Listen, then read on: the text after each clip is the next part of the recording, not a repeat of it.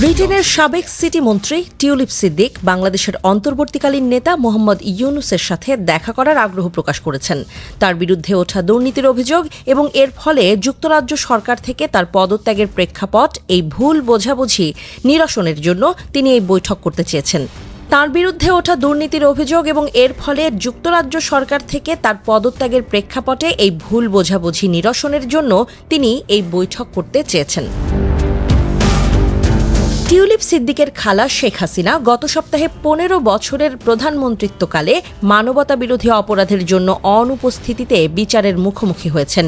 তার বিরুদ্ধে বাংলাদেশের রাজধানী ঢাকা থেকে সাবেক সরকারের সুবিধা গ্রহণের অভিযোগ আনা হয়েছে। গণমাধ্যমে বেশ কয়েকটি অভিযোগ প্রচারিত হয়েছে, যার মধ্যে বাংলাদেশের দুর্নীতি দমন কমিশনের একটি দাবি উল্লেখযোগ্য। দুদক অভিযোগ করেছে যে সিদ্দিক বা তার মা ক্ষমতা ও প্রভাবের অপব্যবহারের মাধ্যমে ৭,২০০ বর্গফুট আয়তনের একটি প্লট পেয়েছেন।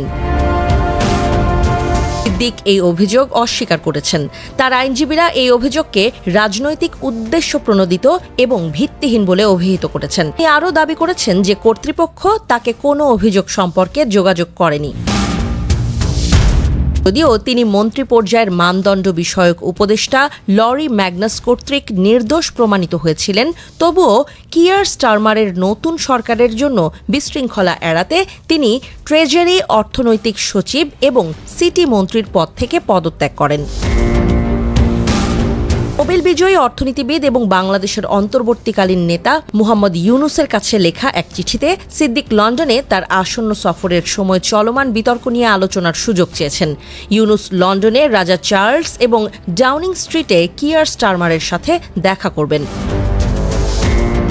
ব্রিটিশ গণমাধ্যম গার্ডিয়ানের প্রতিবেদনে বলা হয়েছে, চিঠিতে টিউলিপ লিখেছেন যে তিনি আশা করেন এই বৈঠক ঢাকার দুর্নীতি দমন কমিটি দ্বারা প্রচারিত ভুল বোঝাবুঝি দূর করতে সাহায্য করবে। আমার মায়ের বোন বাংলাদেশের সাবেক প্রধানমন্ত্রী শেখ হাসিনা সম্পর্কিত বিষয়ে আমার কিছু প্রশ্নের উত্তর দিতে হবে। তিনি আরও বলেন, আমি যুক্তরাজ্যের নাগরিক, লন্ডনে জন্মগ্রহণ করেছি এবং গত ১০ বছর ধরে সংসদে হ্যাম্পস্টেড এবং হাইগেট এলাকার মানুষের প্রতিনিধিত্ব করছি। বাংলাদেশে আমার কোনো সম্পত্তি বা কোনো ব্যবসায়িক স্বার্থ নেই। এটি আমার হৃদয়ের খুব কাছের, কিন্তু এটি সেই দেশ নয় যেখানে আমি জন্মগ্রহণ করেছি, বসবাস করি বা আমার কর্মজীবন গড়ে তুলেছি। টিউলিপ আরও বলেন, আমি দুদকের এই বিষয়টি স্পষ্ট করার চেষ্টা করেছি, কিন্তু তারা লন্ডনে আমার আইনজীবীদের সাথে যুক্ত হতে অস্বীকার করে এবং ধারাবাহিকভাবে ঢাকায় একটি এলোমেলো ঠিকানায় চিঠি পাঠাতে থাকে। টিউলিপ আরও বলেছেন, এই ফ্যান্টাসি তদন্তের প্রতিটি পদক্ষেপ মিডিয়ায় ফাঁস করা হয়, তবুও আমার আইনি দলের সাথে কোনো যোগাযোগ করা হয়নি। আমি জানি আপনি উপলব্ধি করবেন যে আমার নির্বাচনী এলাকার এবং আমার দেশের জন্য আমার সর্বোত্তম কাজ করা থেকে এই প্রতিবেদনগুলো যাতে বিভ্রান্তি সৃষ্টি না করে তা নিশ্চিত করা কতটা গুরুত্বপূর্ণ। দুদক শেখ হাসিনা এবং তার বৃহত্তর পরিবারের বিরুদ্ধে সাবেক প্রধানমন্ত্রীর রাজনৈতিক প্রতিপক্ষ ববি হাজ্জাজের করা অভিযোগের ভিত্তিতে অবকাঠামো ব্যয় থেকে বিলিয়ন পাউন্ড আত্মসাতের অভিযোগ তদন্ত করছে। টিউলিপ দাবি করেছেন, তার খালার বিরোধিতা একটি রাজনৈতিক উদ্দেশ্য প্রণোদিত কুৎসা অভিযান চালিয়ে তাকে লক্ষ্যবস্তু করেছে। গত বছর সম্পত্তি অর্জন সংক্রান্ত অভিযোগের মধ্যে সিদ্দিক যখন নিজেই মন্ত্রী পর্যায়ের মানদণ্ড বিষয়ক উপদেষ্টার কাছে বিষয়টি উল্লেখ করেছিলেন, তখন তাকে জানুয়ারিতে নির্দোষ প্রমাণিত করা হয়েছিল।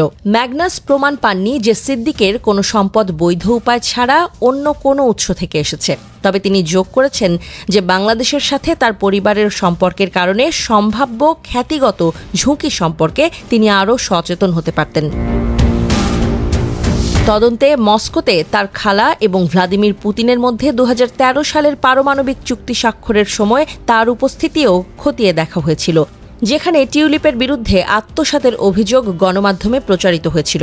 গত মাসে ব্রিটেনের ন্যাশনাল ক্রাইম এজেন্সি টিউলিপের খালার সাথে যুক্ত ২ ব্যক্তির প্রায় ৯০ মিলিয়ন পাউন্ড মূল্যের বিলাসবহুল লন্ডনের সম্পত্তি জব্দ করেছে।